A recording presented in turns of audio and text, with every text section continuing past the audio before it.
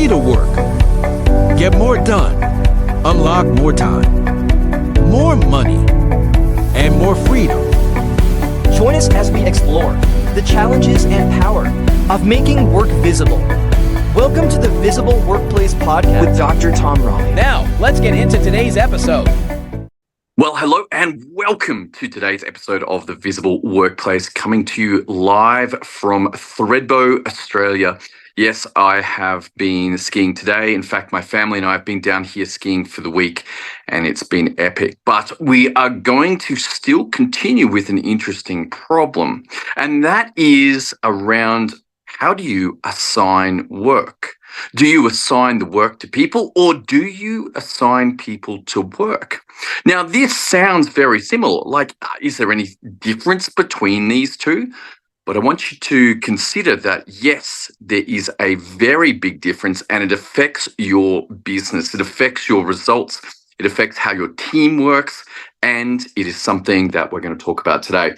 So let's look at these two things. Do we assign work to people or people to work? Let's look at the work to people. It is confusing. Perhaps you might even straight out of the bat consider that these are the same. But what you can do is recognize this in a particular way. If you are assigning work to people, what you will see is that each of your team members has a to-do list. And that is the way that they are working through what they have to do each day. Do this, do this, do this, do that, do that, do that. Now, this is very common. It's not unusual at all. But there are some serious disadvantages. Well, first of all, only one person can see what that to-do list is. Now, this may not be totally true, that I could, as a worker, as a team member, swap across and look at my teammates and go, well, what are you doing? And what are you doing? And what are you doing? But that is going to incur a significant overhead in trying to look at what everybody is up to, work out what's going on. So essentially, we're going to have no visibility on the work. This is a big problem. Next up, when we're assigning work to people, it's highly unlikely that we have deadline awareness. Now, this means that there's no ordering of the work. It's just, well, whatever I want to do first is what I'll do first. I may or may not have any awareness of what is the major priority. And this, if it plays out, then means that a delay in work that should have been done or could have been done first got done third, and it essentially blows out the framework or the deadline for the entire project. Why is that? Well, other people were waiting for that work to be done, but the person doing it didn't know that. Why? Because they couldn't see the deadlines. They could only see what they were working on. Now, this ends up being extremely frustrating. This is a recipe for work to be done randomly, work to be missed, work to be done that is not the right thing at the time. It might be the right work. It was just done out of sequence. And you can recognize this. I was helping a business and I went in and we had their project management system set up. They were using Monday, and each of the boards was set to a particular person. And then all of their work was listed out. Now, the odd thing is with Monday and most other project management systems, you can assign a status, and the vast majority of the work was called stuck. It was stuck.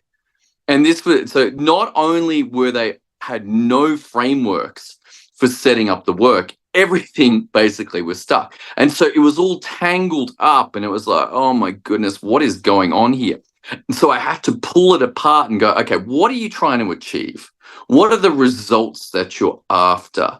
And then as I built that out, then we could see the steps that each of the team members could do. Now, this particular business was very interesting. It was very fast moving, had a lot of work going through project management system, or in fact, it wasn't going through their project management system at all. It was going through another software.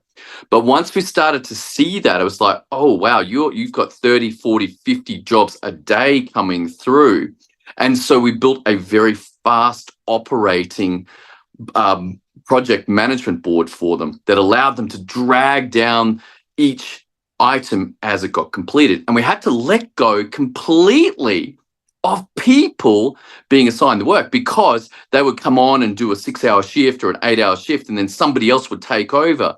And so it would just have to keep moving. So while they lost the capacity to see who was doing what they did get was something that could handle a very high volume of work. Now let's look at the other side. If we put people into work, what are we looking at? Well, the work has to be worked out. Well, what are we trying to do here? What is the outcome that we're after? So that focus moves from the people and giving them work to setting up the work correctly and then assigning people to get that work done. And when you do it this way, suddenly you get a whole bunch of advantages.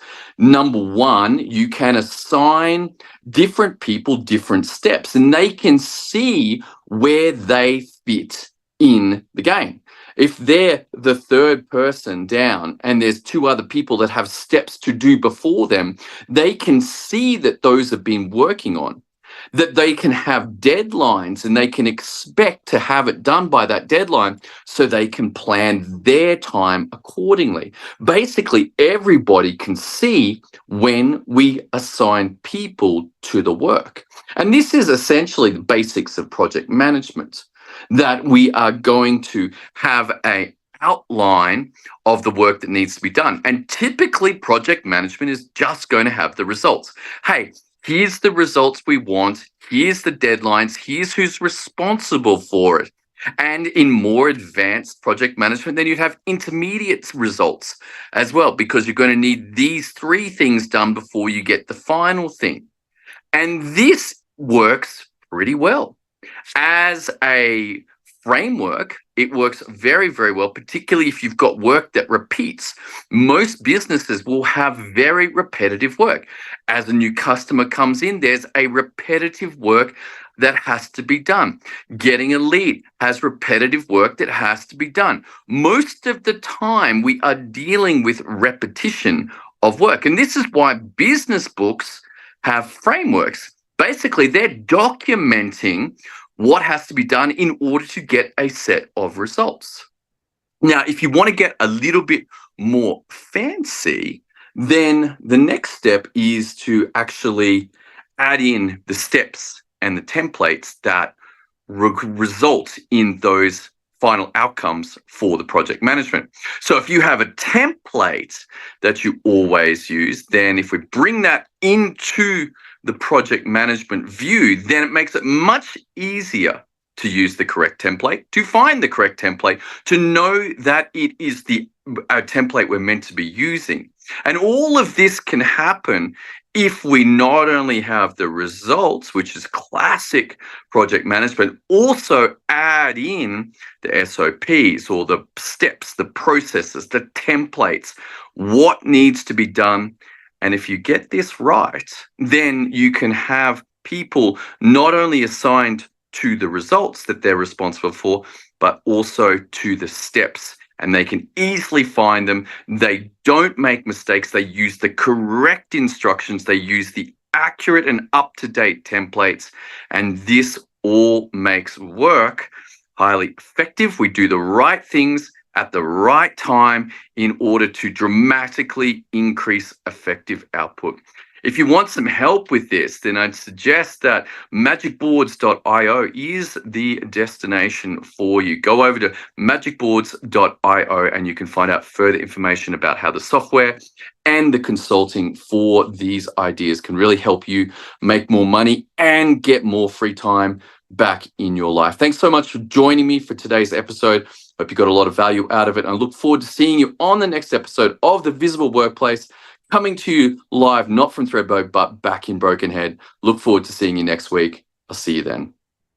Thanks for tuning into the Visible Workplace podcast. Subscribe for more productivity tips and share with friends. We love your feedback, so please rate and review us on your favorite podcast platform. For more tips and tools, visit www.magicboards.io. Thanks again, and see you next episode. Disclaimer: the information and ideas discussed in this episode are general in nature and do not take into account your specific circumstances. You should seek specialist advice for any medical, financial, emotional, mental, or other difficulties that you are facing with appropriate specialists and professionals so that they can apply your specific circumstances and give you the required advice.